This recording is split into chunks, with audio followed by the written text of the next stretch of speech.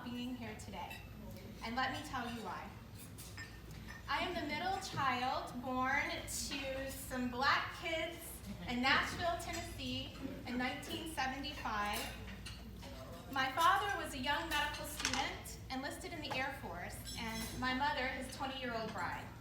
They both attended HBCUs. My mother was a student at Fisk, and my father was a medical student at Meharry Medical College.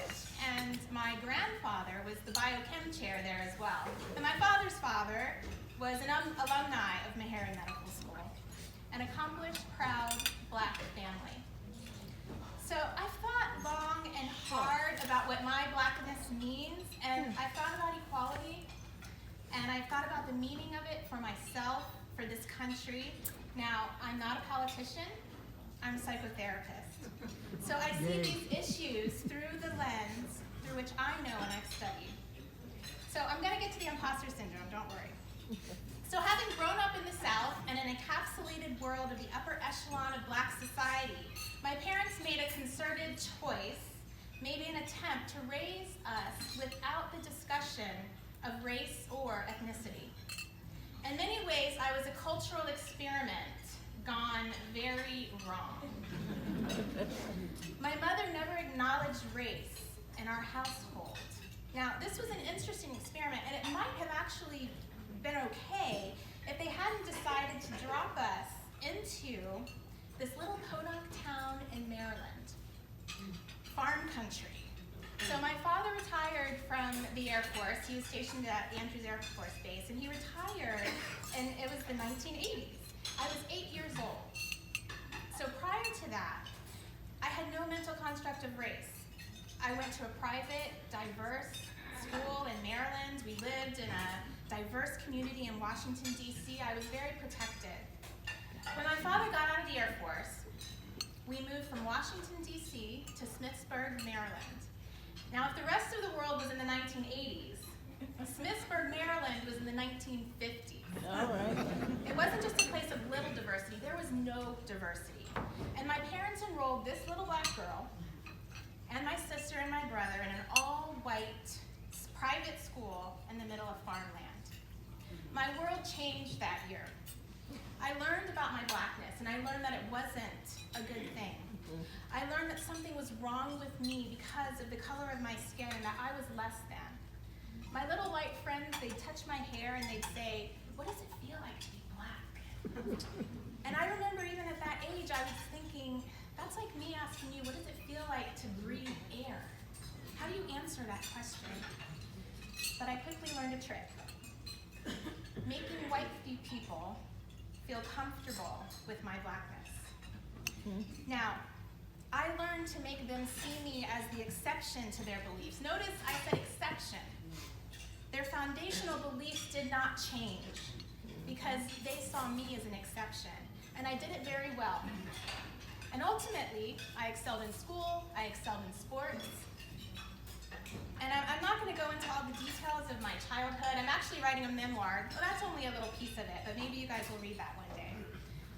But when I was finally thrown into the world of black people, mostly through track and field, and ultimately when I went to college at UCLA, I was a sprinter on the track team at UCLA. There aren't any white people sprinting at that point. So I experienced culture shock. The problem was I was a black girl who knew nothing about black culture. I didn't know how to engage. I didn't know how to behave or act around my own people. I didn't understand the things they laughed about, the jokes, or even some of the words they used, or why they thought that I was weird. I didn't understand why they kind of sniffed me out and they could see that I was defective, and just like a mother bird can smell that on her babies, they kicked them out of the nest. And so for most of my childhood and adulthood, I've been told by black people and lots of people alike that I'm not black enough, or that I don't act black. So, to be invited to speak at the NAACP Freedom Fund banquet ignited a feeling of honor, and ultimately it triggered my imposter syndrome. So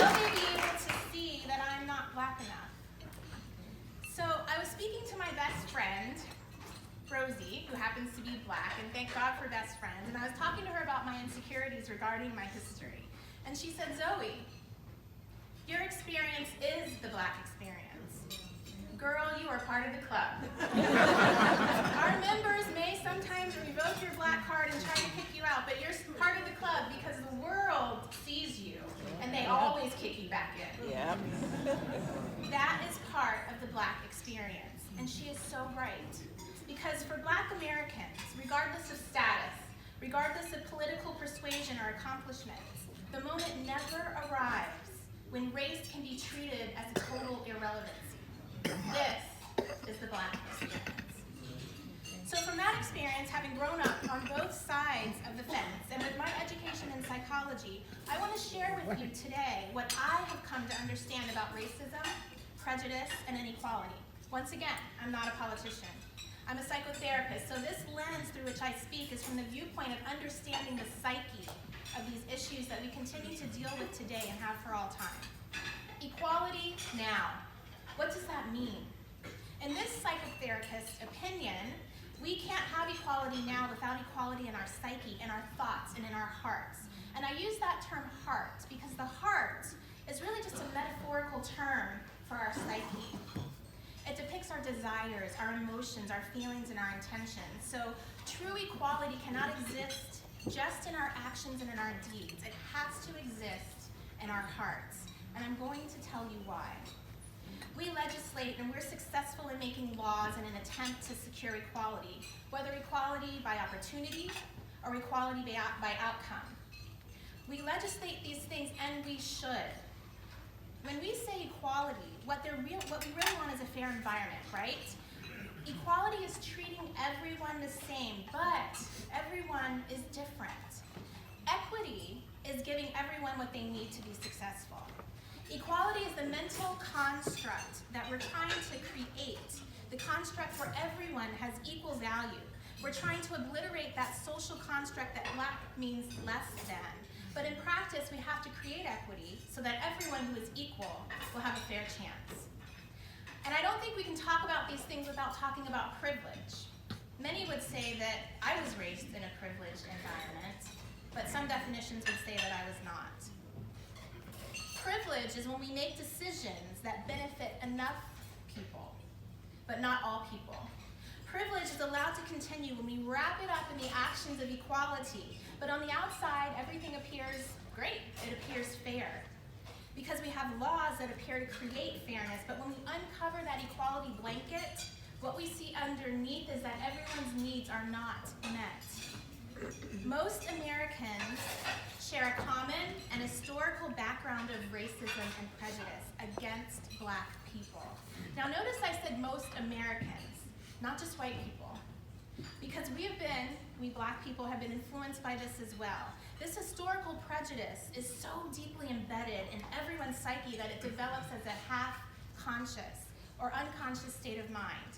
And what I've come to understand in my almost 20 years of working in my profession is that rules and beliefs that we hold most strongly are never spoken to us. Think about that. Think back to your childhood. Think about the culture and the rules that you were steeped in. It's hard because we don't notice culture. We just live in it. Many rules are spoken. Don't speak to strangers, don't run in the street, don't kiss a boy on the first date. I broke that one because I kissed my husband on the first date. But the strongest held beliefs are often never taught to us through words. Verbal communication is only a fraction of the way that we communicate as humans, which is why when texting became prolific, what happened? We had to have emojis. Because they were created because the spoken and written word loses so much of its context without the other ways we communicate. And we communicate as much in our silence as we do when we are screaming, probably more. So let me give you an example. My great-grandmother, Josephine Holloway, she was born in the late 1800s, and this woman was an amazing woman. She was an activist. She got her master's in sociology. And at some point, she decided she wanted to start a Black Girl Scout troop in Nashville, Tennessee. And so she went to the organization and she said, I want to start this group. And they said, well, you can't do that. We don't put black people in here. And so she legislated, and she worked for 7 years. She did begin her own troop. And eventually, the Girl Scouts of America let her start the first black troop. She rose in ranks in the Girl Scout organization, and she eventually, they had a Camp Holloway, that's still existing in Nashville, Tennessee, named after her. She's in the Girl Scouts history and their museum in Nashville, Tennessee. So this woman was a revolutionist. She was an activist, and she was a woman ahead of her time. But this woman, when I was little, my brother was about 18 months older than I was, she looked at us, and she looked at my brother, and she pointed to him, and she said, "You will be president of the United States one day." And she pointed to me, and she said, "You have beautiful long fingers. You're going to be a pianist." And I remember, and even hearing the stories, I remember thinking, why does he get to be president of the United States and I have to be a pianist?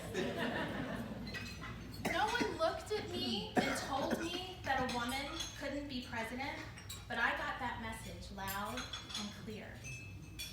And I wasn't the only one that got that message. And that's probably one of the reasons why we don't have a woman president today. Those foundational beliefs shape our actions. It shapes the way we vote in the private booth and the decisions we make in our careers. The beautiful thing is that Hillary Clinton's journey has changed the internal presidential dialogue for kids in the playpen right now. But here's the thing. My great-grandmother, she could only see so far on the horizon. She was standing on the shoulders of slaves who could only see freedom on their horizon. My great-grandmother, a woman ahead of her time, could only see so far that a black man could be president, and she was right. She never lived to see it. She couldn't even fathom that a woman could be president. But I am standing on her shoulders, and I see that a woman can be president.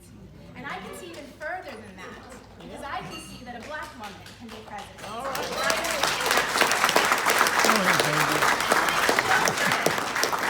My children are standing on my shoulders, and they can see things today that we can't even fathom.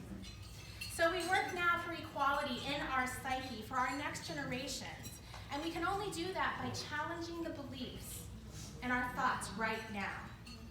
Our beliefs drive our behaviors, and our behaviors are like water. They can get through the tiniest loopholes in our laws, and they can destroy everything that our laws were meant to uphold.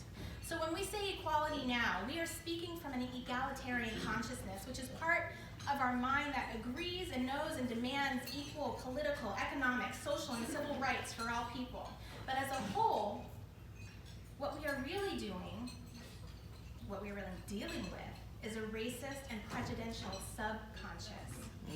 And I use both words together because I am talking about everyone. So there's been some discussion that you can't be a racist if you're part of the minority because power is a necessary component of racism. I disagree with that. Because there isn't just one minority. And that minority can change depending on the environment. Blacks can harbor racism against Hispanics, and Asians can harbor racism against blacks, and so on and so forth. But I do agree that blacks in this country can't really be racist against whites for the most part in our society. But we all know that we can have prejudicial thoughts. The first step is to be able to recognize that we all harbor these thoughts and feelings. Psychologists have some theories about how the experience of racism plays out in the brain and what that means today compared to decades ago. And basically, all humans are driven by a few core needs, including the need to understand the world around us. So when people do things, we seek to understand why. And if we're uncertain, we'll spend whatever cognitive power we have available to diagnose the situation and try to figure it out. The problem is that we all have limited cognitive resources, right? So when we're solving one problem, we have difficulty focusing on another at the same time. And some psychologists reason from this that subtle racism might actually be more, not less damaging than the plain antipathy of yesterday because it saps more mental energy. So, old-fashioned racism, the no Negroes allowed sign, right? That's hateful and it's hurtful, but it's not vague. It's not confusing. It's very clear. And it doesn't require a lot of cognitive work to get that, right? But if you're the most qualified candidate on the job, and you know it, and you still don't get the job for some undisclosed reason, that demands some processing. So Princeton psychologists decided to explore this idea in the laboratory. I'm not going to bore you with all the details of the experiment, but basically what they did is they ran an experiment in which volunteers witnessed a company's hiring practices and decisions from the inside. So they saw the competing resumes of the candidates and the interviewers, and it wasn't a real company, and so there weren't it wasn't a real practice involved, but they believed that it was all real. And so the experiment left no doubt about which candidate was best qualified. And sometimes that candidate was chosen, and sometimes not. Sometimes the company passed over the best candidate for blatant, overt racist reasons. For example, the reviewer might have said something like, "You belong to too many minority organizations." Other times, the best candidate was simply passed over for no good reason whatsoever. So basically, the idea of the study was to see if experiencing subtle racism interfered with people's mental capacity. And it did, at least for blacks. And more than overt racism did, but not for whites. So black volunteers who witnessed unfair but ambiguous covert hiring decisions did less well on the tests that they gave afterwards, suggesting that they were using all of their mental resources to make sense of the unfairness. Interestingly, white volunteers were more impaired by the overt racism than by the more ambiguous discrimination. That didn't really bother them. This is because whites rarely experience racism, and so they don't even notice the subtle forms of racism. But they are thrown off balance when they're hit over the head by it and they can't rationalize it or deny it. Many blacks, by contrast, we do experience racism, and we've developed coping strategies for the most hateful kind of racism. But it's the constant, vague, just below the surface acts of racism that takes a mental toll and impairs our performance, day in and day out. It's the second guessing, it's the lack of validation, because that kind of racism you can't identify, you can't touch it. There's no one to validate the experience, and it can always be explained away. And so we deal with it internally, and it takes a lot of energy. So what we now know is that it affects our production. And as a psychotherapist, I know it doesn't just affect our production in the workplace. It affects our production globally in our lives. So when this covert prejudice is expressed and it's passed off as something else, it leaves us feeling confused and something we call cognitive dissonance. So in the field of psychology, cognitive dissonance is the mental discomfort experienced by a person when they simultaneously need to hold two conflicting beliefs. For example, this is a fair work environment. This is a racist environment. How do you hold both of these in your mind at the same time?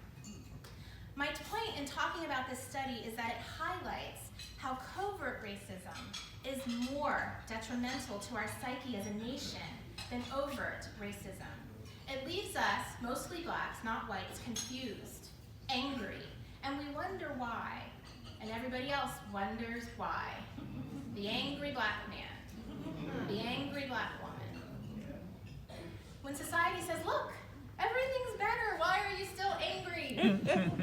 This inequality in our psyche is what perpetuates the covert racism. This is what we have to attack. And we can't do it by simply creating new laws. Remember, you can't legislate thought. You can't legislate the heart. Ellis Coase, in The Rage of a Privileged Class, spoke of the effect that this covert racism has on our people. And he said again and again, as I spoke with people who had every accoutrement of success, I heard the same plaintive declaration, always followed by various versions of an unchanging and urgently put question. I have done everything I was supposed to do. I have stayed out of trouble with the law. I've gone to the right schools, and I've worked myself nearly to death. What more do they want? Why in God's name won't they accept me as a full human being?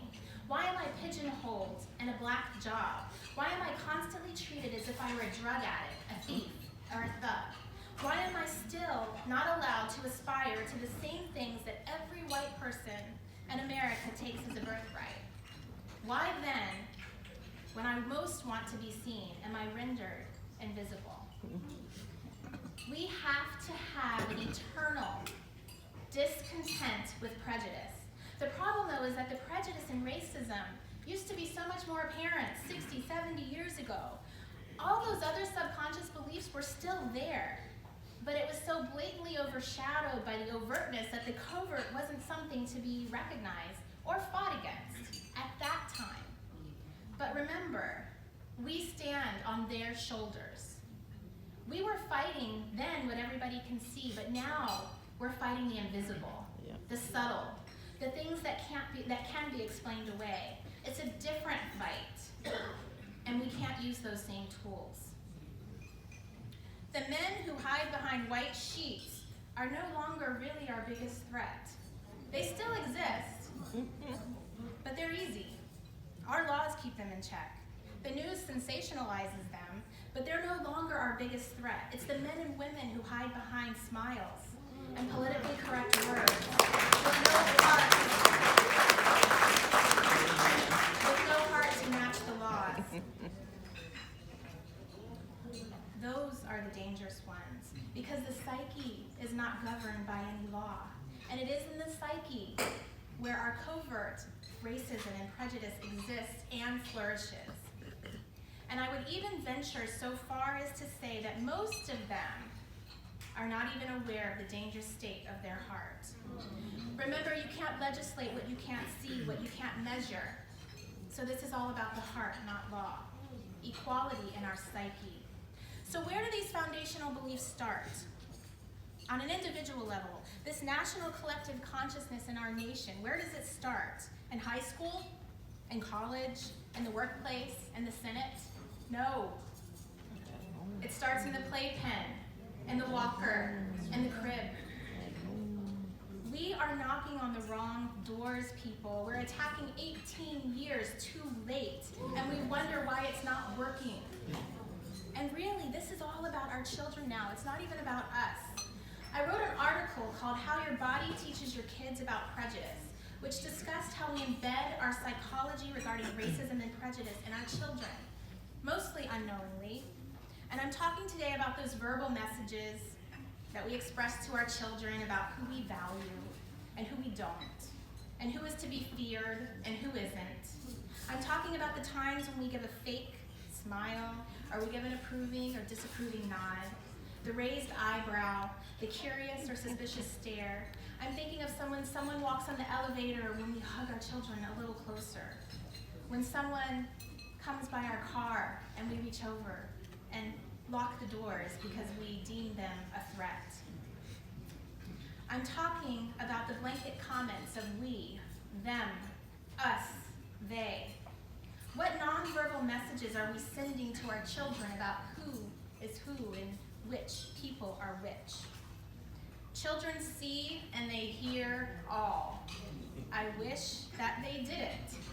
My 4 children would gladly tell you all of my business, because that's what kids do.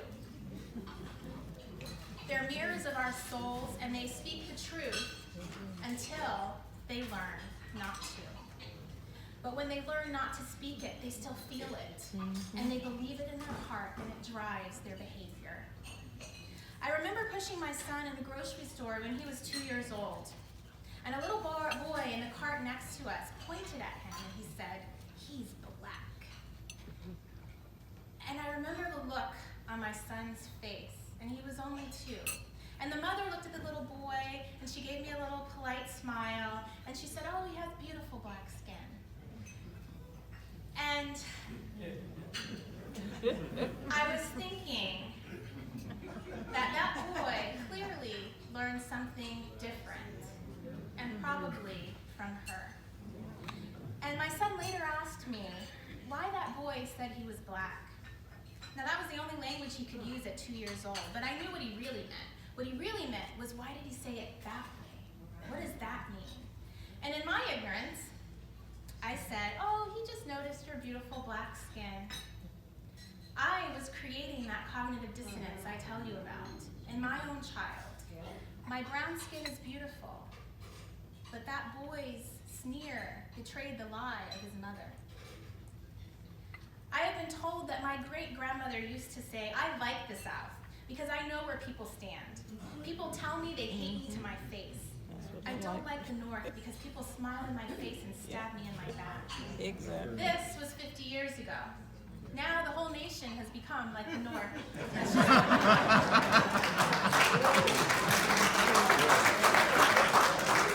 have to have an eternal discontent with prejudice of all kinds. And this is why I could freely go to a white school and walk away feeling like the dirt on the bottom of their feet. We cognitively know that we're all created equal, but we don't believe this as a country. Do we act like it? As a psychotherapist, I believe that every behavior makes sense in its context. And my job is to understand the context so that we can change the perception. So if prejudicial behaviors make sense, because we are taught it, we have to change the circumstances that create and shape the behavior of all of the isms. I've heard it speculated, probably before Trump's election, that we're living in a post-racial United States. After all, we had our first black president. We just got our first black female senator. Kanye West is in the White House after all. But discrimination has not died. It's just taken this turn and it's gone underground.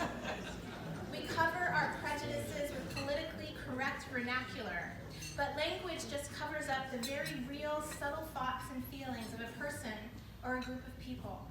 So what do we do? How do we fix it?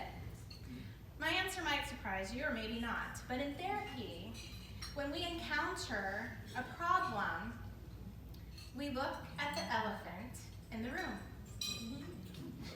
We look at those unspoken truths that make us squirm, that most people don't want to talk about or acknowledge. So what if everybody would just acknowledge that they harbor prejudice or racism?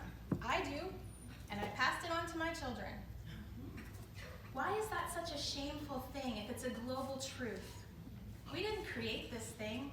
We were gifted this by our ancestors. Please note, I didn't say that everyone is a racist. I said that everyone harbors some prejudice and maybe racism. And this is what impedes true equality of thought and belief and ultimately behavior. We can only have equality in our psyche by acknowledging what is there to begin with.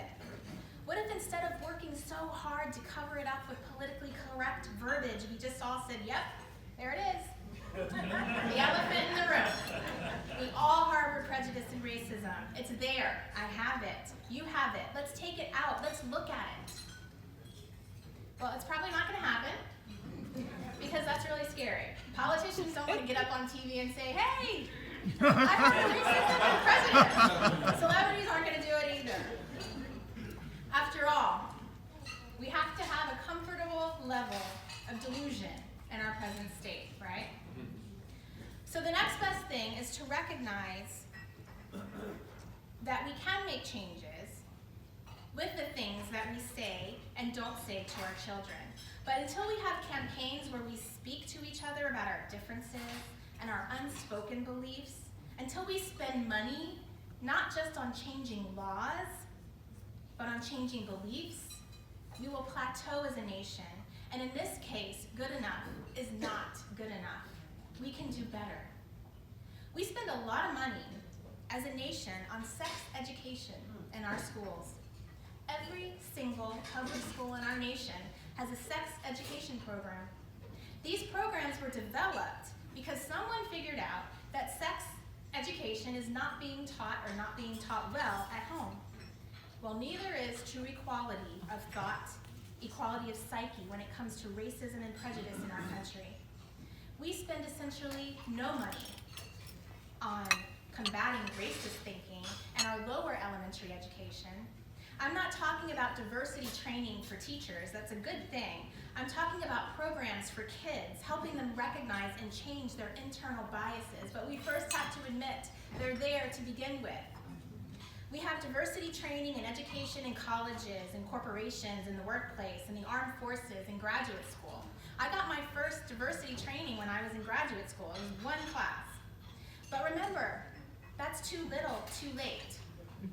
Starbucks recently spent $12 million on a one-day racial bias training for their employees after the incident, which I'm sure you guys have heard about in their stores. The training focused on behaviors and trying to help their employees understand what it must be like to be a black person in this country. You know, it was a good thing to try to do something like that. It was a valiant effort and it was a good start, but we have to turn inward. We have to examine ourselves, not just look at others and try to change behaviors. And remember, it's already 20 years too late. And so most importantly, we have to get our children before those beliefs have formed, before they've solidified and pushed themselves underground, because that study that was done 50 years ago about racism still holds true to this day. My daughter's kindergarten friends are still saying that the white Barbie doll is better than the black Barbie doll. And that should break the heart of our nation. Equality now in our psyche, not just our behavior. Now the beauty is that as people, the building blocks that seem weak and damaged are actually the tapestry of our strength. We as a people will continue, regardless. We will continue to thrive because we've always been taught resilience. My great-grandmother taught me resilience, and your ancestors taught you the same.